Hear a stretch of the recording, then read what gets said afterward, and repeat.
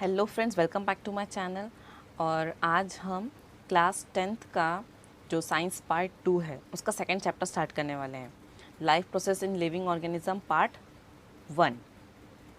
तो topic start करने से पहले, चैप्टर स्टार्ट करने से पहले, अगर अभी तक आपने मेरे चैनल को सब्सक्राइब नहीं किया तो please subscribe my channel and video को ज़्यादा लाइक करें, शेयर करें एंड कमेंट करके ज़रूर बताएँ कि वीडियो आपको कैसा लगता है। तो चलिए स्टार्ट करते हैं chapter 2, life process in living organism part 1। तो बेसिकली इस चैप्टर में है क्या? तो इस चैप्टर में हम पढ़ने वाले हैं कि कैसे लिविंग ऑर्गेनिज्म में लाइफ प्रोसेस होती है, कैसे जो ऑर्गेनिज्म है उनमें एनर्जी का प्रोडक्शन होता है, कौन कौन से फूड से हमें कौन कौन से न्यूट्रिशंस मिलते हैं, एनर्जी कैसे मिलती है डिफरेंट फूड कंपोनेंट्स से, और सेल डिवीजन कैसे होता है। ये जो मेन प्रोसेस है लाइफ प्रोसेस कि सेल डिवीजन कैसे होता है वो हम स्टडी करने वाले हैं।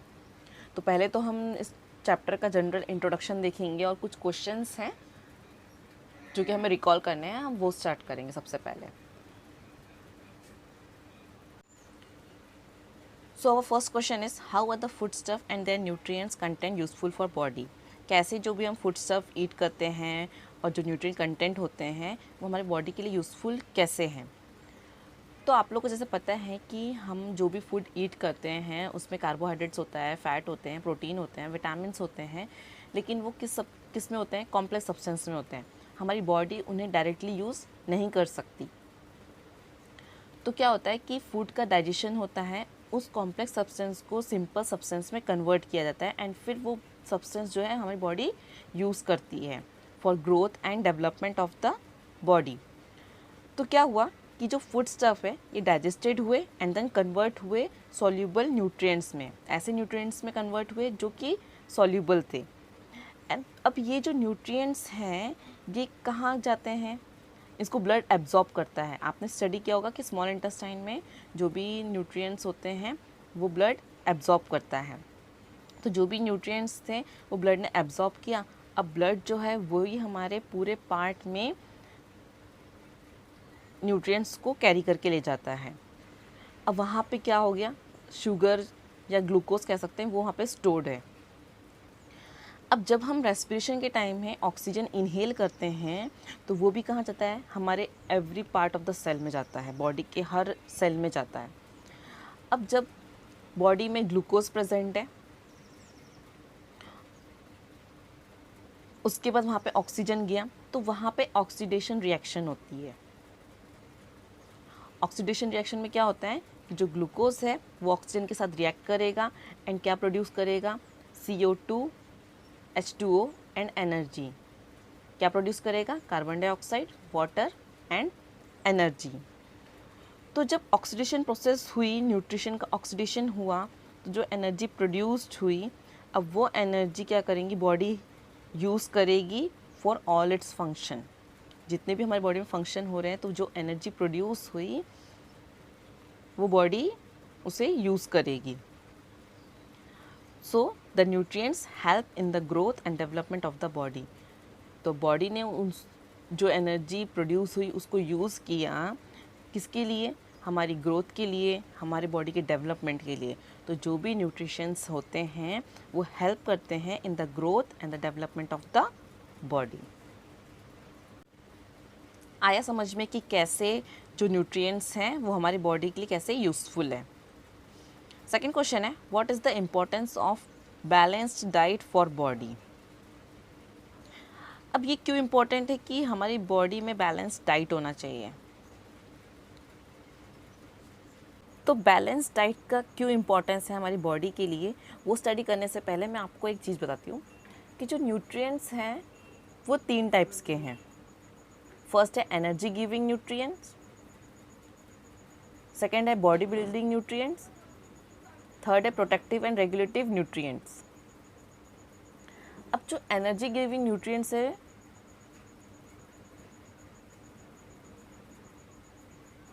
वो कौन सा है? कार्बोहाइड्रेट्स। जो बॉडी बिल्डिंग न्यूट्रिएंट्स है वो कौन से हैं? प्रोटीन। एंड जो प्रोटेक्टिव एंड रेगुलेटिव न्यूट्रिएंट्स है वो कौन से हैं? Vitamin and minerals. तो अगर आप बताओ कि अगर आप सिर्फ कार्बोहाइड्रेट्स वाली चीज़ें एब्जॉर्ब करोगे तो आपकी बॉडी में प्रोटीन और विटामिन वगैरह की कमी हो जाएगी। और यदि आप सिर्फ विटामिन वाली चीज़ें खा रहे हो तो आपकी बॉडी में प्रोटीन्स और कार्बोहाइड्रेट्स की कमी हो जाएगी। तो आपको इसीलिए बैलेंस डाइट की ज़रूरत है। मतलब बैलेंस डाइट में क्या होगा, कार्बोहाइड्रेट्स भी होगा, प्रोटीन्स भी होगा, फैट्स भी होगा, विटामिन्स भी होगा, मिनरल्स भी होगा, वो भी राइट प्रोपोर्शन में। मतलब आप सिर्फ एक ही चीज़ खाओगे तो आपको एक ही चीज़ मिलेगी। जैसे आपने सिर्फ जो चीज़ों में कार्बोहाइड्रेट्स प्रेजेंट है आपने वही खाया, तो आपकी बॉडी में तो विटामिन, मिनरल्स, प्रोटीन्स, फैट्स इनकी कमी हो जाएगी। तो इसीलिए बैलेंस डाइट का होना ज़रूरी है, ताकि आपको जितने भी न्यूट्रिएंट्स हैं जैसे carbohydrates, protein, fats, vitamins, mineral आपको राइट प्रोपोर्शन में आपकी बॉडी को मिले। अब राइट प्रोपोर्शन में क्यों मिले कि जितने भी न्यूट्रिएंट्स हैं वो कैरी करते हैं स्पेसिफिक इम्पॉर्टेंट फंक्शन। जो भी न्यूट्रिएंट्स है जैसे कार्बोहाइड्रेट है वो क्या करता है, वो एनर्जी गिविंग न्यूट्रिएंट्स है, आपको क्या करेगा, एनर्जी देता है।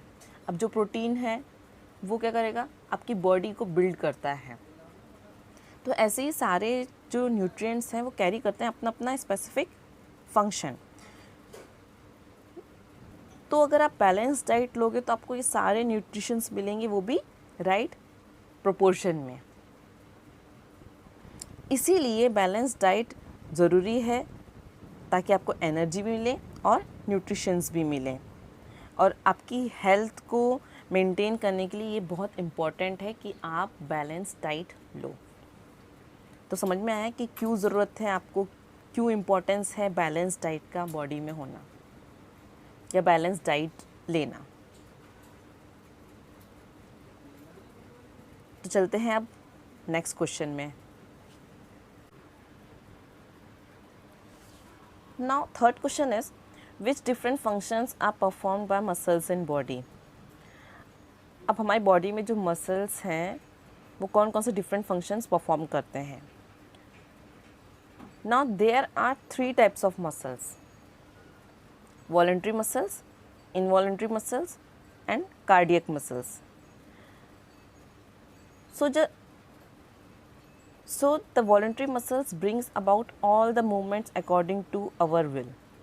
अब जो voluntary muscles हैं वो सारे movements करते हैं जो हम चाहते हैं। जैसे हमारे हाथ को हिलाना, ये हमारे कंट्रोल में है। हम चलना, उठना, बैठना, ये हमारे कंट्रोल में है। तो वो कौन से हो गए, voluntary muscles. Now involuntary muscles brings about all vital activities of the bodies. Vital activities means necessary.